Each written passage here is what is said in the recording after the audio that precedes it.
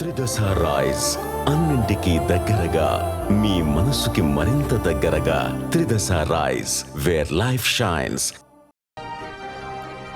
ఐబొమ్మ రవిని మరోసారి విచారించనున్నారు cyber crime పోలీసులు. 4 కేసులో 12 రోజుల పాటు కస్టడీకి నాంపల్లి కోర్టు అనుమతి ఇవ్వడంతో కాసేపట్లో చెంచల్గూడ నుంచి రవిని కస్టడీలోకి తీసుకున్నారు సైబర్ క్రైమ్ పోలీసులు.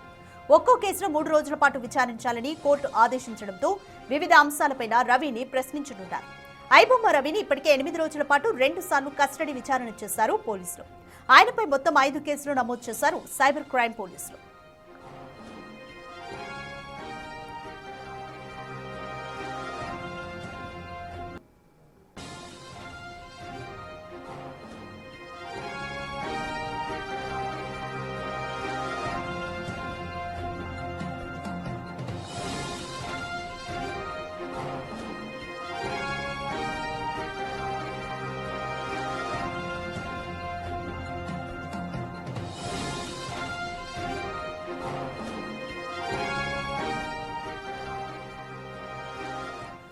ఐబొమ్మ రవిని మరొకసారి సైబర్ క్రైమ్ పోలీసులు విచారించనున్నారు. అయితే మొత్తం ఇప్పటివరకు 4 కేసులు ఉన్నాయి. 4 కేసుల్లో ఒక్కొక్క కేసుకి 3 రోజులు చొప్పున కేటాయిస్తూ మొత్తం 12 రోజుల విచారణకు గాను నాంపల్లి కోర్టు పర్మిషన్ ఇచ్చింది.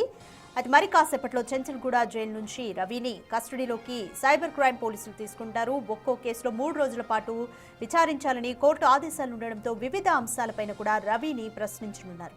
ఐబొమ్మ రవిని ఇప్పటికే 8 రోజుల పాటు 2 సార్లు కస్టడీ విచారణ చేశారు పోలీసులు. దీనికి సంబంధించి మోర్ డీటెయిల్స్ మా ప్రతినిధి సురేష్ అందిస్తారు. రైట్ సురేష్, సైబర్ క్రైమ్ పోలీసులు మళ్ళీ రవిని మరొకసారి విచారించనున్నారు. మొత్తం 4 కేసుల్లో 3 రోజుల పాటు 12 రోజులు విచారణ ఉంటుంది. సో ప్రస్తుతం అయితే మొత్తం ఆయన మీద 5 కేసులు ఉన్నాయి. అవి ఏంటి, కంప్లీట్ డీటెయిల్స్?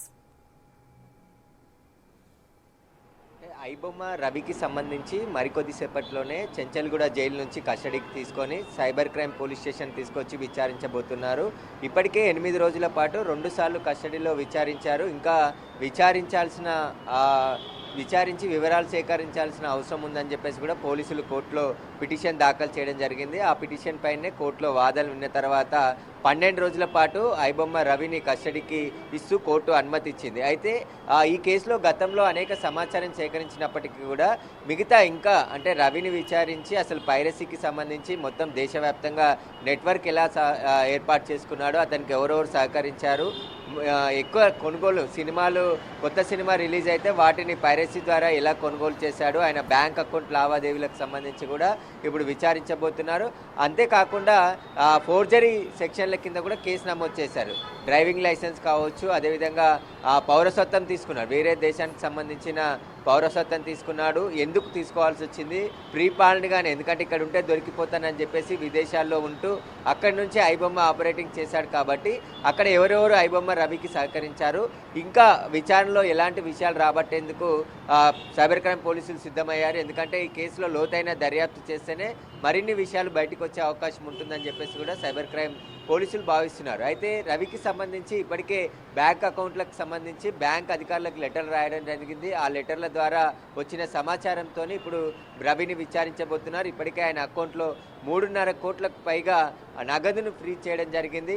దాదాపు 100 కోట్లకు పైగా ట్రాన్సాక్షన్ చేసినట్టు పోలీసులు గుర్తించారు. మొత్తం విదేశాలు తిరుగుతూ ఉండడంతో వాటి ఖర్చులకే ఎక్కువగా రవి ఖర్చు పెట్టినట్టు తెలుస్తుంది. ఇక రవి ఆస్తులకు సంబంధించి కూడా విచారించబోతున్నారు. ఇప్పటి వరకు కేవలం 2 ఆస్తులు మాత్రమే హైదరాబాద్, విశాఖపట్నంలో గుర్తించారు. ఇంకా మిగతా ఎక్కడెక్కడ కొనుగోలు చేశాడు, అతనికి ఇంకా ఐటీ పరంగా కావచ్చు, ఈ టెక్నాలజీ పరంగా ఎవరెవరు సహాయం చేశారు, మొత్తం ఇన్ని సినిమాలన్నీ కూడా ఎలా పైరసీ చేసి ఐబొమ్మలో వెబ్సైట్ నిర్వహించాడు, అదేవిధంగా బెట్టింగ్ యాప్స్ కూడా, ఎందుకంటే పెద్ద మొత్తంలో ఐబొమ్మ వెబ్సైట్లో బెట్టింగ్ యాప్లను ప్రమోషన్ చేసి వాటి ద్వారా కోట్లాది రూపాయలు సంపాదించాడని చెప్పేసి కూడా పోలీసులు గుర్తించారు. కాబట్టి బెట్టింగ్ యాప్లను ఎలా కన్సల్ట్ అయ్యాడు, వారు ఎలా ఐబొమ్మ రవిని అప్రోచ్ అయ్యారు, వాటికి సంబంధించి కూడా వివరాలు ఆరాధించబోతున్నారు. ఎలాంటి అకౌంట్స్ ఉపయోగించాడు, ఎందుకంటే కోట్లాది రూపాయలు వచ్చాయి కాబట్టి ఆ డబ్బులన్నీ కూడా ఇతర అకౌంట్లకు మళ్లించి వాటిని ఇంకా ఎక్కడికైనా తరలించాడా, విదేశాల్లో ఆస్తులు కూడబెట్టాడా, వాటికి సంబంధించి కూడా